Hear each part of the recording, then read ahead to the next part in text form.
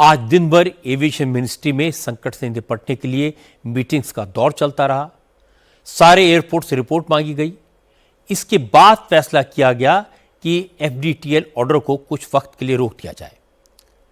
Aviation minister Rammohan Naidu ने कहा, इस कदम से फ्लाइट ऑपरेशन को स्टेबल किया जा सकेगा, यात्रियों को राहत मिलेगी, एयरपोर्ट पर जो बैकलॉग हो गया है वो खत्म किया जाएगा। राममोहन नायडू ने बताया कि इंडिगो को निर्देश दिया गया है कि अगले 2 दिन में वो फ्लाइट्स को नॉर्मल करे। एविएशन मिनिस्टर ने कहा, एफडीटीएल के नए नियमों की वजह से सिर्फ इंडिगो की फ्लाइट्स इफेक्ट हुई हैं, इसलिए इस संकट की जांच के लिए मंत्रालय ने एक कमेटी भी बना दी है। यात्रियों को हुई दिक्कत का जो भी जिम्मेदार होगा उस पर एक्शन लिया जाएगा।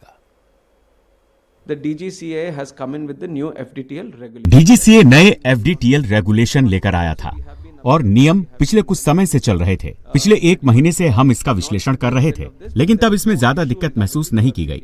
दूसरी सभी एयरलाइंस ने इस नियम के साथ सामंजस्य बिठा लिया, लेकिन यहाँ इंडिगो की तरफ से क्रू को लेकर मिसमैनेजमेंट दिखा। इसी वजह से हालात को सामान्य करने के लिए हमने FDTL नियमों में छूट दी है।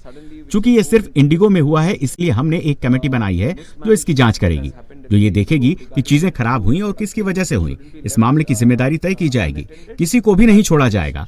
जिसकी वजह से ये हुआ है उसे भुगतान करना पड़ेगा।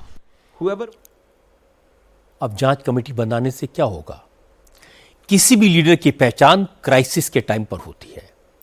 Civil aviation minister Rammohan Naidu इस संकट से निपटने में फेल हुए।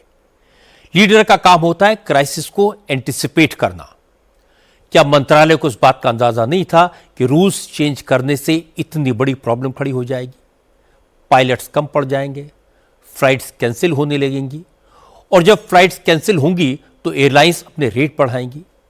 जब लोग एयरपोर्ट पर फंस गए, चारों तरफ से चीख पुकार मचने लगी, तब जाकर मंत्री जी एक्टिव हुए, और इसके बाद भी रास्ता निकालने में 3 दिन लगा दिए। अगर रूल्स को वापस ही लेना था तो उन्हें लागू क्यों किया गया था? और जब उन्हें लागू किया गया तो उनके असर का ठीक से असेसमेंट क्यों नहीं किया गया? अगर एडवांस प्लानिंग की गई होती तो ना लोगों को परेशानी होती और ना मंत्रालय की बदनामी होती।